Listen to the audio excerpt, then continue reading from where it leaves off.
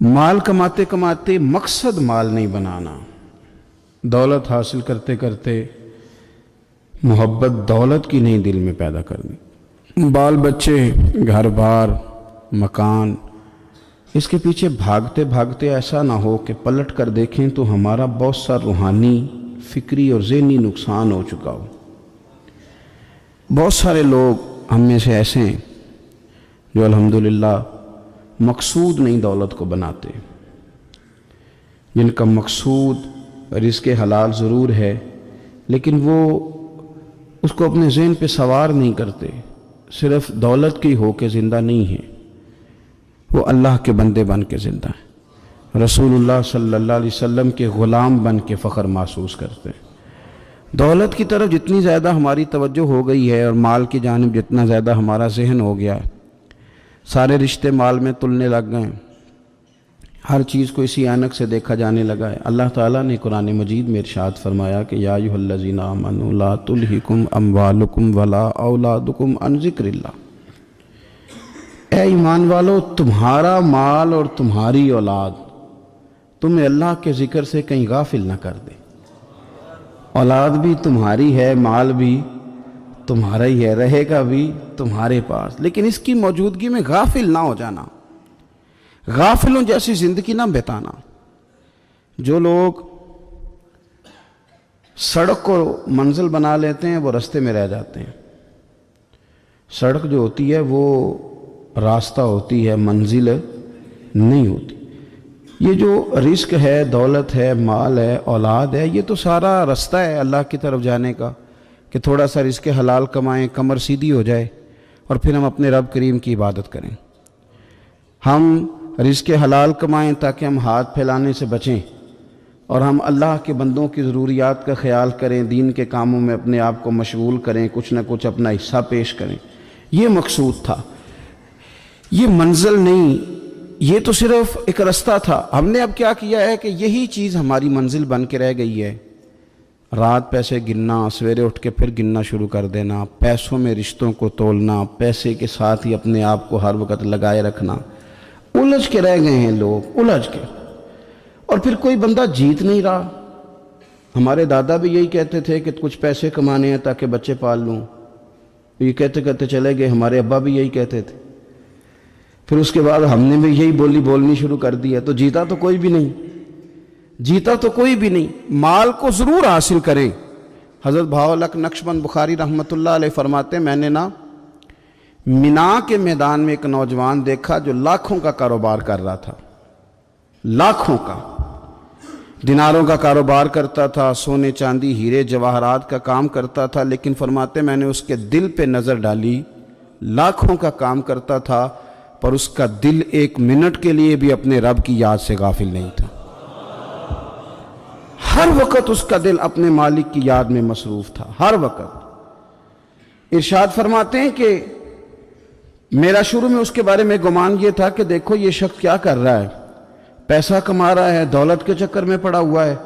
فرماتے ہیں کہ پھر میں نے ایک اور منظر دیکھا، ایک اور رنگ میں نے دیکھا کہ وہ کما رہا تھا، اور پھر اختتام حج پہ میں نے دیکھا کہ جو کمایا تھا سارا اللہ کے بندوں پہ خرچ کر رہا تھا۔ آپ اور میں، ہم نے دیکھنا صرف یہ ہے کہ کہیں ایسا تو نہیں ہے کہ دولت میں الجھ گئے۔ بہت سارے لوگوں نے یہ کہا تھا، ہم سنتے تھے جب کوئی آدمی جانے لگتا تھا نا پردیس پیسہ کمانے کے لیے، تو وہ کہا کرتا تھا کہ میں ملک سے باہر جا رہا ہوں، 2 4 5 سال لگا کے آؤں گا، واپس آ کے پھر یہاں میں نے کوئی کام کرنا ہے، تھوڑے سے پیسے کماؤں تاکہ یہاں نہ پھر میرا سلسلہ کوئی بن جائے۔ وہ 3 سال لگانے گئے تھے پر 30 گزر گئے ہیں، لوٹ کے واپس کوئی نہیں آئے۔ وہ 4 سال کا کہہ کے گئے تھے پر سال 40 ہو گئے، لوٹے نہیں۔ کیوں نہیں لوٹے؟ اس لیے کہ پہلے مفاد چھوٹا تھا، خیال یہ تھا کہ تھوڑے سے پیسے آ جائیں گے، بچوں کا خرچہ چلنے لگ جائے، فیسیں پوری ہونے لگ جائیں، اور مجھے کسی سے مانگنا نہ پڑے تو بس پھر میں کامیاب ہوں۔ یہ طے کیا تھا۔ اس کے فوراً بعد پھر جب باہر گئے تو خیال آیا کہ نہیں، صرف پنکھے کا نہیں، اے سی کا بل بھی دینا پڑے گا۔ پھر تھوڑا اور آگے بڑھے تو خیال آیا کہ چھوٹی گاڑی پہ گزارا نہیں ہوتا، بڑی گاڑی نہ لے لیں۔ پھر خیال آیا کہ بڑی گاڑی لی ہے تو یہ تو اندر کھڑی نہیں ہوتی، سامنے والا پلاٹ مل جائے تو ذرا گراج اچھا بن جائے گا. پھر الجھتے الجھتے الجھ گئے دوستو. پھر نہ مالک حقیقی کی جانب وہ نظر جو ہماری ہونی چاہیے تھی نہ رہی. ذوق سے نماز پڑھتے تھے، پھر ہماری نمازیں مختصر ہو گئیں. ہم سویرے اٹھ کے ذوق سے قرآن پاک پڑھتے تھے، پھر وہ وقت بھی ہمارا دفتر کی تیاری میں لگ گیا. رات درود شریف پڑھتے تھے، لیکن وہ بھی سارا ہمارا حساب کتاب میں وقت گزر گیا. ہم نے یہ سمجھا ہی نہیں کہ دولت کارخانہ نہیں دیتا، دولت سیٹھ صاحب نہیں دیتے، دولت آپ کو آپ کی فیکٹری نہیں دیتی، دینے والے تو رب کریم کی ذات ہے. تو جہاں سے آنا تھا وہاں توجہ دینی چاہیے تھی کہ جہاں صرف ایک سبب تھا، ذریعہ تھا. حضرت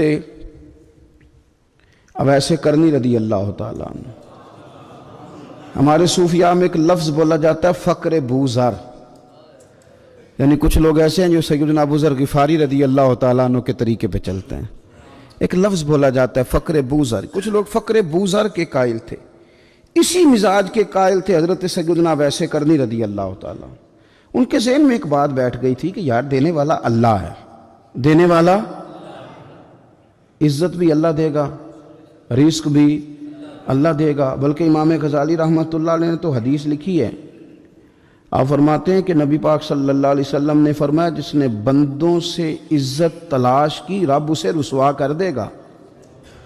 جو سیاست کر کے عزت حاصل کرنا چاہتا ہے، جو اس طرح کا ماحول بناتا ہے کہ میں کوئی ایسے کام کروں کہ لوگ میری واہ واہ کریں، لوگوں سے عزت کا حصول کرنے والے کو رسوا کر دیا جاتا ہے. عزت در اصل وہی ہے جو رب کریم عطا فرماتا ہے. میرے عزیز دوستو، آپ اپنی توجہ، دل کی توجہ، روح کی توجہ اپنے مالک کی جانب جب کر لیتے ہیں، غفلت کا پھندا اتار دیتے ہیں اور ہر وقت غلبہ رکھنا پیسوں کا، ہر وقت اسی میں سوچنا، اسی میں محو ہو جانا، پھر آپ کا ذہنی نقصان ہوتا ہے.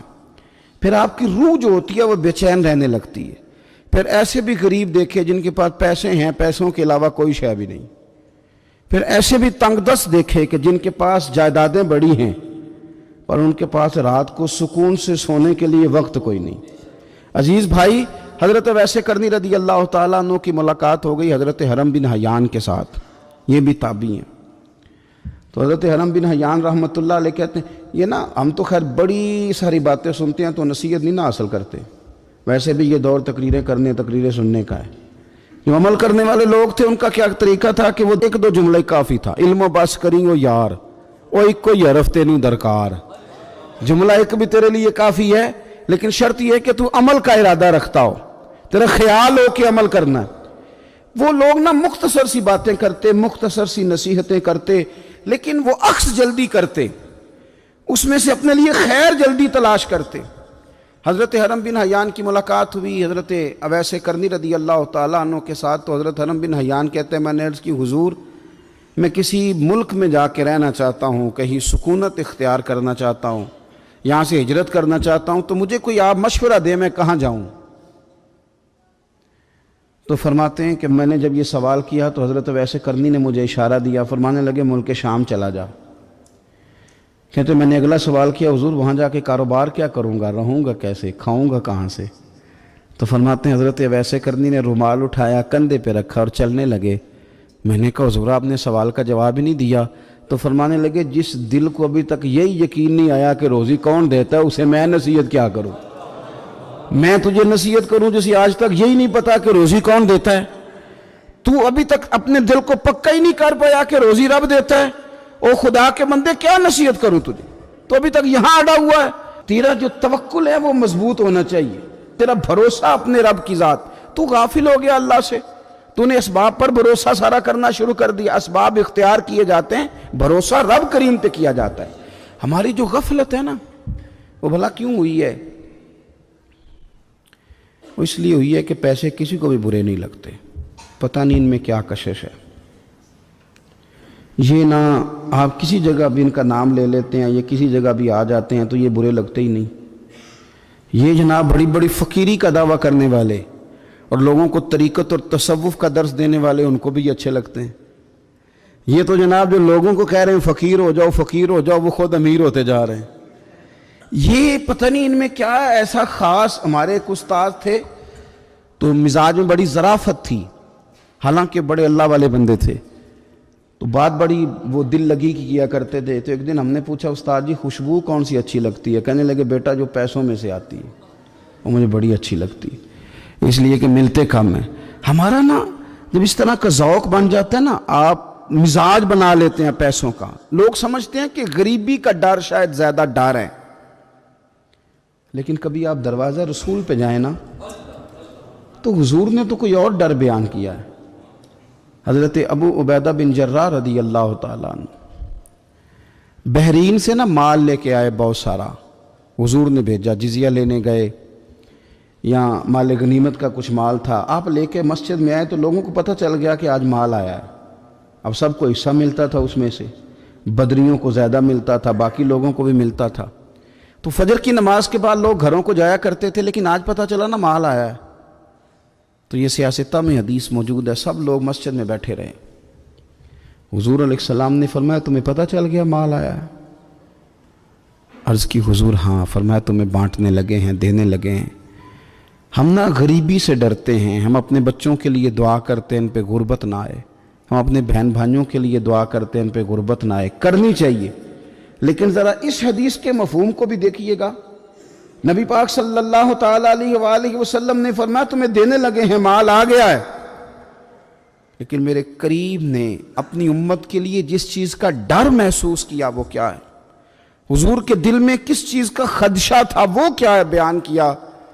حضور فرمانے لگے لوگو مجھے تم پر غربت کا ڈر نہیں، یہ ڈر نہیں کہ تم غریب ہو جاؤ گے، بلکہ مجھے تو ڈر ہے کہ تم پر دولت پھیلا دی جائے گی، تم زیادہ مالدار ہو جاؤ گے.